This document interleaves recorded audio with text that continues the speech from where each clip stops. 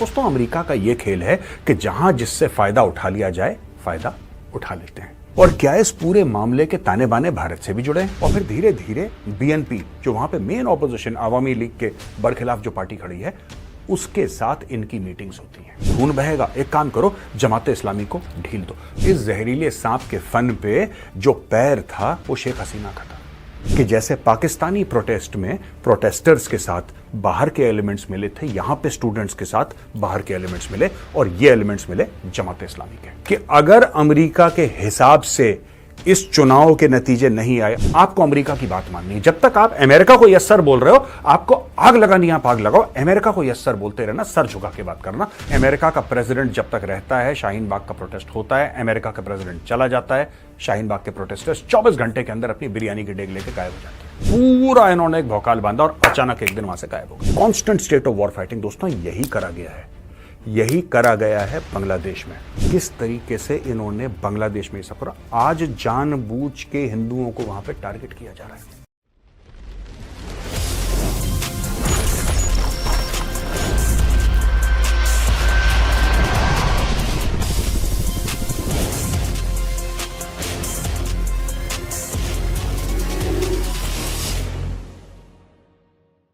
जय हिंद दोस्तों, मैं हूं मेजर गौरवारी और आप देख रहे हैं द चाणक्य डायलॉग्स। इस वीडियो को लाइक करिए, हमारे चैनल को सब्सक्राइब करिए, बेल आइकन दबाना बिल्कुल मत भूलिएगा। दोस्तों ये जो आप पूरा खेल देख रहे हैं जो बांग्लादेश में हुआ और शेख हसीना की सरकार गिरी, ये जो सरकार गिरी शेख हसीना की, आपने तो ये पूरा खेल अगस्त में देखा और थोड़ा बहुत आपने जुलाई में देखा। लेकिन क्या आपको पता है कि यह काम 1 साल पहले से हो रहा है? 1 साल पहले से अमेरिका वहां पे बैठे हुए ढाका के अंदर कभी जमाते इस्लामी से मिल रहा है, कभी ऑपोजिशन पार्टी बीएनपी से मिल रहा है, कभी इसके घर में खाना हो रहा है, कभी उससे मीटिंग हो रही है। अब आप सोचिए, जमाते इस्लामी को इलेक्शन से दूर रखा था, जमाते इस्लामी को इलेक्शन से दूर रखा था और बीते कल सुप्रीम कोर्ट के चीफ जस्टिस को रिजाइन करना पड़ा क्योंकि लोगों ने घेर लिया। दोस्तों ये यही सुप्रीम कोर्ट है जिसने बोला था कि जमाते इस्लामी के ऊपर ढक्कन लगा के रखो, जमाते इस्लामी को चुनाव लड़ने के लिए मना कर दिया जाएगा। अमेरिका ने गेम खेला। जमाते इस्लामी वही पार्टी है जिसने 1971 में पाकिस्तान के साथ मिलकर बंगालियों को मरवाया था। 30 लाख बंगालियों को मरवाया था, 10 लाख औरतों के साथ रेप हुआ था। इसमें फोरफ्रंट में जमाते इस्लामी था और जमाते इस्लामी एक कट्टर इस्लामिस्ट पार्टी है जो कि चाहती है बांग्लादेश में शरिया बने। अब आप बोलेंगे साहब अमेरिकन का शरिया से क्या लेना देना है? क्या अमेरिकन्स हार्डकोर रेडिकल इस्लामिस्ट से लड़ नहीं रहे हैं? दोस्तों अमेरिका का यह खेल है कि जहां जिससे फायदा उठा लिया जाए फायदा उठा लेते हैं। हम बात करते हैं इस्लामिक स्टेट की, हम बात करते हैं दाइश की। दाइश को भी हवा देने वाले अमेरिकन ही थे, जबकि अलकायदा ने ही उनको काटा था। अलकायदा ने 9/11 करा, 3000 अमेरिकन मारे, लेकिन अमेरिकन फिर बाज नहीं आए। फिर उन्होंने इस्लामिक स्टेट के साथ पार्टनरशिप करी एक एरिया को डिस्टेबलाइज करने की। और क्या इस पूरे मामले के ताने बाने भारत से भी जुड़े हैं? अब आप ये सोचेंगे साहब ये बांग्लादेश का मैटर, भारत से क्या लेना देना? दोस्तों लेना देना है। मैंने परसों वीडियो करा था, उसमें मैंने आपको साफ तौर से बताया था कि जो काम पाकिस्तान में हुआ वही काम बांग्लादेश में हुआ और वही ये काम चाहते थे कि भारत में भी हो। अचानक पाकिस्तान में प्रोटेस्ट होती है 9 मई को, इमरान खान अरेस्ट होता है, ट्रिगर होती है मास प्रोटेस्ट और इमरान खान ये कह रहा है कि साहब मैं तो जेल में था, मैं कैसे करवा सकता हूं प्रोटेस्ट? फौज का कहना है नहीं, तुम्हारे लोगों ने करवाया। इमरान खान ने बोला साहब मेरे लोगों ने जो करवाया, अब मैं किसी की गर्दन पकड़ के तो बैठूंगा नहीं, आपने मुझे जेल में डाल दिया, ना मेरे पास मोबाइल फोन, ना मेरे पास कुछ, मुझे क्या पता। और काफी हद तक, मैं ये नहीं कह रहा 100%, काफी हद तक इमरान खान सही बोल रहा है। और वहां पे कुछ ऐसे भी लोग थे जिनको जानबूझ के डाला गया। पीटीआई के लोग भी थे उस प्रोटेस्ट में, इसमें कोई शक नहीं है। पाकिस्तान तहरीक इंसाफ यानी कि इमरान खान की पार्टी के लोग उस प्रोटेस्ट में थे। दोस्तों मैं 9 मई की बात कर रहा हूं, लेकिन उसमें ऐसे और भी लोग थे जिनका पीटीआई से कोई लेना देना नहीं था और जानबूझ के पाकिस्तान को डिस्टेबलाइज करने का एक मौका मिला। ये बाहरी ताकतें थीं जिन्होंने पाकिस्तान को डिस्टेबलाइज करा। वही बाहरी ताकतें मिलके बांग्लादेश को डिस्टेबलाइज कर चुकी हैं। आज की तारीख में Mohammad Yunus head of government बना है, chief adviser to the government. He is basically head of government only. कहने को वैसे प्रधानमंत्री उसका रैंक नहीं है, लेकिन कहने को वही प्रधानमंत्री है, वही सब कुछ है, ही इज एवरीथिंग। अब ये जो है मोहम्मद यूनुस, ये बाहर रह रहा था विदेश में, इसको वहां से लाया गया। इसको कौन लाया? इसको क्यों हेड ऑफ स्टेट बनाया? लिटरली हेड ऑफ स्टेट है, मैं हेड ऑफ स्टेट बड़ी जिम्मेदारी के साथ ये लफ्ज इस्तेमाल कर रहा हूं। Is literally head of state. उसको किसने बनाया हेड ऑफ स्टेट? इसको किसने वहां पे डाला और बोला कि अब तुम बांग्लादेश की किस्मत का फैसला करोगे। अब ये देखो, मैं आपको बताता हूं स्टोरी दोस्तों अंदर की। बात यह है कि बांग्लादेश मीडिया ने यह लिखा है कि मैथ्यू बे ये first political secretary at the US embassy, जो वहां पे ढाका में यूएस एम्बेसी है, उसका फर्स्ट पॉलिटिकल सेक्रेटरी है। इसने जमाते इस्लामी के लीडर सैयद अब्दुल्ला मोहम्मद ताहिर से इसकी 16 अक्टूबर को मीटिंग हुई, यानी कि 16 अक्टूबर 2023 को। 16 अक्टूबर 2023 को, ठीक है जी। इसकी मीटिंग होती है किसके साथ? इसकी मीटिंग होती है सैयद अब्दुल्ला मोहम्मद ताहिर की, और इस बंदे का नाम है मैथ्यू बे। ये मीट करता है और फिर धीरे धीरे बीएनपी, जो वहां पे मेन ऑपोजिशन अवामी लीग के बरखिलाफ जो पार्टी खड़ी है, उसके साथ इनकी मीटिंग्स होती हैं। अमेरिका फंडिंग करती है, अमेरिका चाबी देती है, और अमेरिका कहती है कि जमाते इस्लामी को, देखो यार, जमाते इस्लामी के काडर बड़ा दंगा फसाद करेंगे बांग्लादेश में, बहुत प्रॉब्लम करेंगे, लॉ एंड ऑर्डर हो जाएगा प्रॉब्लम, यहां पे मारकाट होगी, खून बहेगा। एक काम करो, जमाते इस्लामी को ढील दो। जमाते इस्लामी को पकड़ के रखा था शेख हसीना ने। इस जहरीले सांप के फन पे जो पैर था वो शेख हसीना का था। अब आप देखिए किस तरीके से रेडिकल इस्लामिस्ट और लेफ्ट की मिली भगत होती है। ये मिली भगत आपने भारत में भी देखी है। ये मिली भगत मैं आपको बता रहा हूं भारत के साथ कैसे ताने बाने जुड़े हैं, मैं ये भी एक्सपोज करूंगा। लेकिन समझने वाली बात है किस तरीके से जो लेफ्ट लीनिंग स्टूडेंट्स थे वहां पे बांग्लादेश में, उनको वहां से लिया गया।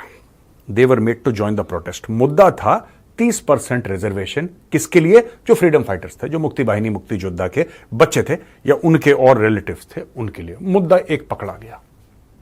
एक बात बताइए, जो ये प्राइम मिनिस्टर के घर के अंदर लोग घुस जाते हैं, जो प्राइम मिनिस्टर के अंडरगारमेंट्स लेके, और जो उसके बेड पे लेट रहे हैं, और जो स्विमिंग पूल में कूद रहे हैं, और जो खाना निकाल के भाग रहे हैं, जो सोफा चोरी करके भाग रहे हैं, ये स्टूडेंट्स हैं। अगर ये बांग्लादेश के स्टूडेंट्स हैं तो I really fear for Bangladesh future, because students are the future of any country, and if this is your future, then my dear friends from Bangladesh, your future is very dark. But सच बात तो यह है कि जैसे Pakistani protest में protesters के साथ बाहर के एलिमेंट्स मिले थे, यहां पे स्टूडेंट्स के साथ बाहर के एलिमेंट्स मिले, और ये एलिमेंट्स मिले जमात इस्लामी के, यानी कि लेफ्ट लीनिंग स्टूडेंट्स, जो कार्ल मार्क्स की बात करते हैं, जो लेनिन की बात करते हैं, जो माओ की बात करते हैं, राइट। और उनके साथ जमात इस्लामी, वही कट्टर इस्लामिक और लेफ्ट, कट्टर इस्लामिक वामपंथी, इनका मिक्सचर, यही एक्सप्लोसिव मिक्सचर आपको देखने को मिला भारत में दोस्तों। अब मैं भारत की सिचुएशन एक्सप्लेन करने के पहले आपको एक और अखबार का हवाला देता हूं। यह है ढाका ट्रिब्यून। जो प्रिंट का आर्टिकल है वो 2 दिसंबर 2023 का है, और ढाका ट्रिब्यून का आर्टिकल है 17 दिसंबर 2023, यानी कि प्रिंट के आर्टिकल के ठीक 15 दिन के बाद। यह बताता है कि यही बात रूस ने बोली। यह आर्टिकल आप देख सकते हैं अपने स्क्रीन पे। वही बात रशिया ने बोली है। If the results of the peoples will are not satisfactory to the United States, attempts to further destabilise the situation in Bangladesh along the lines of the Arab spring are likely. Russian foreign ministry spokesperson ने बोला, MV जाखारोवा ने 17 दिसंबर 2023 को यह बात बता दी थी कि अगर अमेरिका के हिसाब से इस चुनाव के नतीजे नहीं आए, अमेरिका चाहता था कि शेख हसीना आउट हो जाए, अमेरिका चाहता था कि शेख हसीना इनके पकड़ में नहीं आ रही थी, राइट। शेख हसीना कह रही थी, अच्छा मुझे चाइना से ये मिलेगा, मुझे इंडिया से ये मिलेगा, मुझे बांग्लादेश के लिए क्या क्या मिल रहा है बताओ। वो ये नहीं चाहते, वो ये चाहते हैं, देखिए मैं आपको बताता हूं अमेरिका की सीधी बात है। अमेरिका का ये है कि आपको जो करना है करो, आपको जैसे रहना है रहो, हमारा कोई लेना देना नहीं है। इन दी एंड, अंत में क्या होगा, अंत में आपको अमेरिका की बात माननी है। जब तक आप अमेरिका को यस सर बोल रहे हो, आपको आग लगानी, आप आग लगाओ, अमेरिका को यस सर बोलते रहना, सर झुका के बात करना। यह अमेरिका की डील है दुनिया से यार। और जो अमेरिका की बात नहीं मानता है, उसकी सरकार गिरा दी जाती है, उसकी हत्या करवा दी जाती है। अमेरिका यह सब कांड करता है यार। यही चीज यहां पे रूसियों ने, और रूसियों ने यह बात दिसंबर में बोल दी थी कि यह होने वाला है, यह अरब स्प्रिंग टाइप का होगा। लोग अब देखिए, यह अगस्त चल रहा है, राइट, यानी कि 8वां महीना साल का। ये दिसंबर में बोल रहे हैं, यानी कि आज से 9 महीने पहले इन लोगों ने बता दिया था कि सड़क से। अब किसी को 9 महीने पहले कैसे पता लग सकता है, आप खुद सोचिए। और ये ऑन रिकॉर्ड है, आप जाके ऑनलाइन देख सकते हैं ये बात। प्रिंट तो इंडियन है, आप जाके देख लो। और ये देखिए ढाका ट्रिब्यून है। इन्होंने 9 महीने पहले, एग्जैक्टली 9 महीने पहले इन्होंने ये बता दिया था कि साहब ये होने वाला है, यहां से लोग उठेंगे सड़क से, इसको एक बहुत बड़ी क्रांतिकारी, जिसको कहते हैं मूवमेंट का, इसको ठप्पा दिया जाएगा, इसकी मार्केटिंग की ब्रांडिंग होगी और फिर ये लोग घुस जाएंगे गलियारों में, महलों में, यहां वहां और बोलेंगे ठीक रेबेलियन हो गया, रिवोल्ट हो गया, ये हो गया, वो हो गया। ये सब ड्रामा होने वाला है। इसमें on December 12, 13, in a number of areas in Bangladesh, opponents of the current government blocked road traffic, burned houses, and clashed with police. We see a direct connection between these events and the inflammatory activity of Western diplomatic missions in Dhaka, particular US Ambassador P. Haas, which we already discussed at the briefing on November 22. तो दोस्तों 22 नवंबर 2023 को रूस already बता चुका था कि जो Peter हास है, यानी कि यूएस एम्बेसडर टू बांग्लादेश, जो कि ढाका में बैठा है, रूस ने नवंबर पिछले साल में बता दिया। ये तो दिसंबर का आर्टिकल है। रूस ने बता दिया ये जो बंदा है ये काम कर रहा है और ये होगा।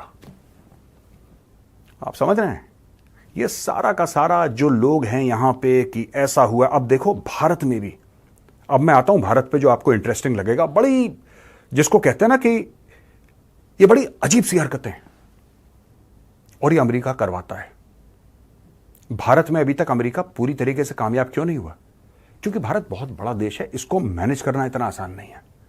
1.4 बिलियन पीपल, 140 करोड़ लोग हैं, छोटी बात नहीं है। दुनिया का सबसे पॉपुलस नेशन है। अब करेगा क्या अमेरिका? वजन इतना है भारत का, यू कांट डू एनीथिंग। समझ रहे हैं आप? अब अमेरिका ने क्या करा दोस्तों, बड़ी इंटरेस्टिंग चीज है। अमेरिका ने यह काम करा, प्रोटेस्ट, दिल्ली में प्रोटेस्ट होंगे, दिल्ली में प्रोटेस्ट होंगे, हुए। शाहीन बाग का प्रोटेस्ट, बेबुनियाद बेसरपैर का प्रोटेस्ट, बेबुनियाद बेसरपैर का प्रोटेस्ट। अमेरिका का प्रेसिडेंट जब तक रहता है शाहीन बाग का प्रोटेस्ट होता है, अमेरिका का प्रेसिडेंट चला जाता है, शाहीन बाग के प्रोटेस्टर्स 24 घंटे के अंदर अपनी बिरयानी की डेग लेके गायब हो जाते हैं। सीएए के खिलाफ वो प्रोटेस्ट था, सिटीजनशिप अमेंडमेंट एक्ट के खिलाफ वो प्रोटेस्ट था। अब देखो किस तरीके से मिस इंफॉर्मेशन और डिसइंफॉर्मेशन, सूचना युद्ध, इंफॉर्मेशन वॉरफेयर कैसे होता है और अमेरिका आपके खिलाफ कैसे करता है।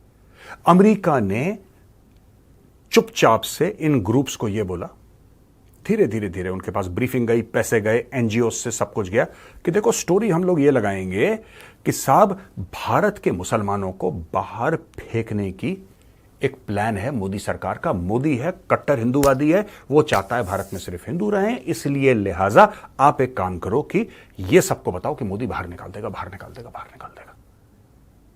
जबकि जो सीएए है, सीए जो है वो बाहर निकालने का नहीं, अंदर लाने का प्लान है। इन्होंने बिल्कुल उल्टी गंगा बहाई और साल भर के लिए प्रोटेस्टर्स वहां पे बैठे रहे और दुनिया का मीडिया वहां पे बैठा रहा। बॉलीवुड वाले आए, स्पीच दी, ये गलत, मोदी ऐसा, मोदी वैसा, पूरा इन्होंने एक भौकाल बांधा और अचानक एक दिन वहां से गायब हो गए। अचानक भाई साहब मीडिया गया सवेरे कवर करने के लिए, मीडिया वाले फोन कर रहे हैं वापस अपने ऑफिस में, सर यहां पे तो कोई है ही नहीं। कह रहा क्या कह रहे हो? कह रहे सर कोई नहीं है, there is nobody here, it's gone, everything is gone.